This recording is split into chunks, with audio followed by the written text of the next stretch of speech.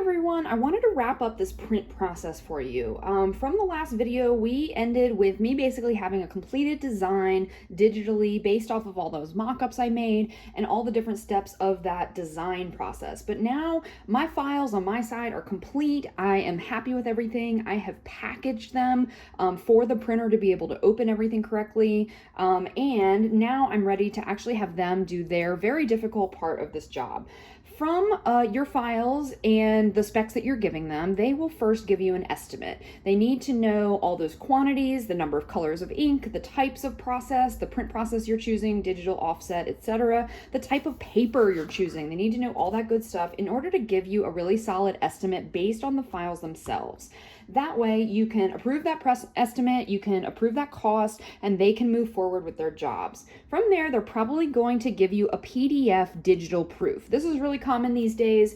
It used to be a choice either or if you got PDF proofs or hard copy proofs. Typically now you will see a PDF proof at some point in this process. That way you can confirm that when they open their files on the computer, they're able to see everything exactly the way that you designed it, that every part and piece is in exactly the right spot, that the fonts are coming through correctly, that the colors are coming through correctly as far as digital files go. So you want to look over your digital PDF proofs and see if their files open correctly. Maybe a link to an image wasn't working or something like that. Any of those digital issues you will find in that PDF proof. But if everything looks good and it looks exactly like the files you sent them and you're super happy, then they will probably run you a hard proof. When I received the PDF proofs of this piece, there was one map icon that I actually found out last minute that I had to move, and so very last minute my printer had already run PDF proofs. They were looking at everything and they had their files already set up, but I had to move this little P icon here from one space to another. That's a really easy change that a printer can make for you. So you can actually still change files after you've given them to the printer, but it just depends on what the changes are. If I wanted them to work on this custom illustration, I probably would not want to give them those changes. I would want to do those myself, and I would want to just send them brand new files to make sure that it's exactly what I wanted. But this was such a simple change. All they had to do was move it from here to here, and I sent them a graphic, just a screen cap with some markups on it that just showed them exactly where to put it. And so they did that for me, no problem, and it doesn't slow down the process. Every time you add changes to something, it's going to slow down the process just a little bit. But that was so easy, they could just keep running and setting up the files that they needed to in order to get this thing printed. So then after you, then they sent me a new PDF proof and I approved that. Everything was in the right spot and I was super happy.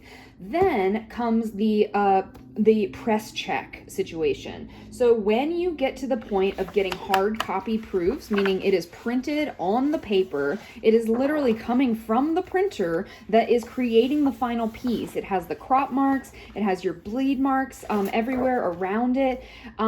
It has everything ready for this commercial printer to actually produce these files. This is literally the paper that it's on. This is an exact copy. So this is my hard copy proof. And what they're going to do, they're going to pull press sheets for you to check. So you physically go to the printer, you sit and wait with them, and you, when they are ready for you to look at sheets, they're going to ask you to come over. They typically have a big kind of a viewing box, like a light box where it has perfect daylight temperature light so that the colors don't have any sort of hue to them. It's not too yellow, it's not too blue. It's a very neutral light that they put in these little light boxes, and they usually typically will have their own Pantone books around so that you can use them. A lot of printers also, I've noticed, they'll have their own loupe, so that little magnifying glass that designers use. That way you can use their loupe and you can look around and make sure that they're color matching and that they're getting the registration right. On something like a 4-color photo, you want to make sure that the registration is perfect. They're printing ink after ink on the same paper, and little things happen. Sometimes things move, so sometimes your loupe can come in handy for making sure that things are in the right place. So because the press needs you to physically be there, and that's so important because you just can't tell things like colors and alignments and the precise parts of all of this. You just can't tell it by looking on screen or in a digital photo or anything like that. So you actually go to the printer. And if you're printing something that's really large, if you're printing maybe a booklet that has many, many signature sheets folded together, so you might have, you know, a 24-page or a 32-page booklet or something like that.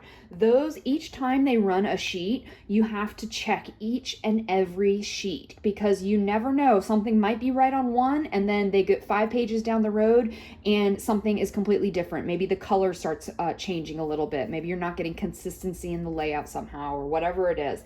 There are things that can happen, you know, pages and pages into a press run. So you actually physically stay at the printer until the entire project is completed. This means you want to be ready for all of this. If you have this experience, you might have 1 to 2 hours between checking the different sheets that you're there for, but you basically are camping out there. So you want to bring all your technology, you want to bring your laptop so you can keep working, you want to bring your iPad or whatever kind of stuff you need to continue your workflow, but you also want your charger so that you can keep working. You might want some headphones because there are people around and you're going to need some peace and quiet so that you can continue what you need to do.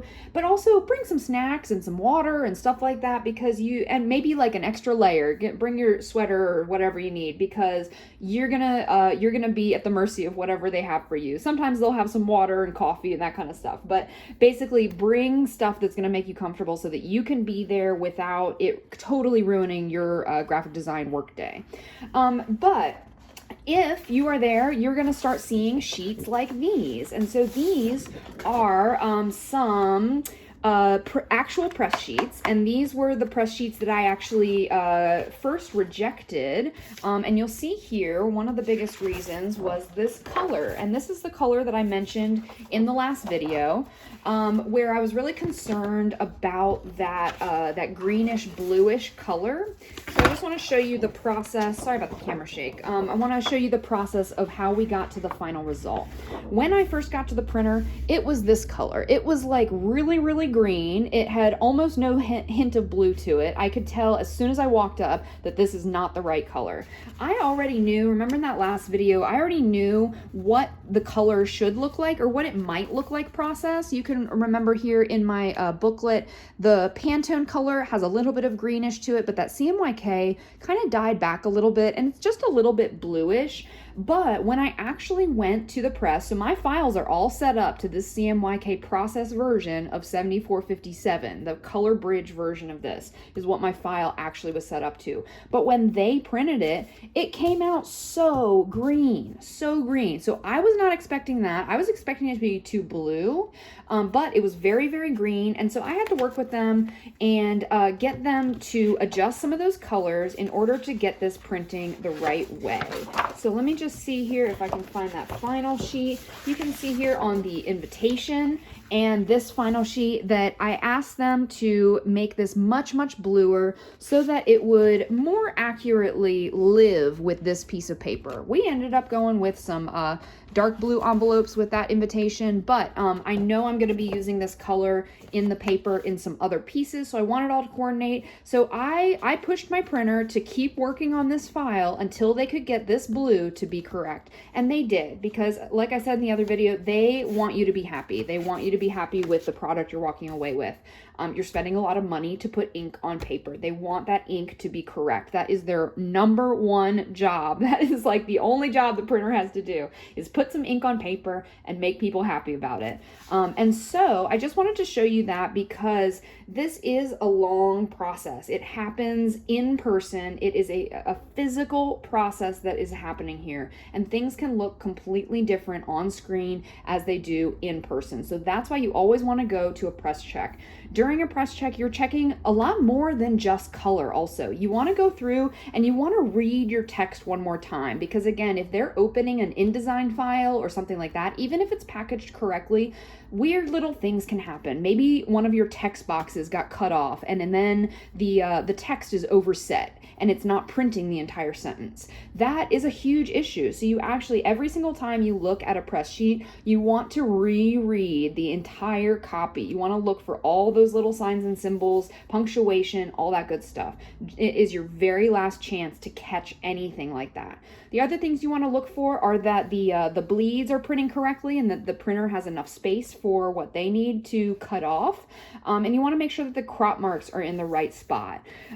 What you also want to do, you want to ask if something like this is going to be a little booklet. So this is 2 signatures folded together for a total of 8 pages. Remember, signatures, you have to multiply by 4.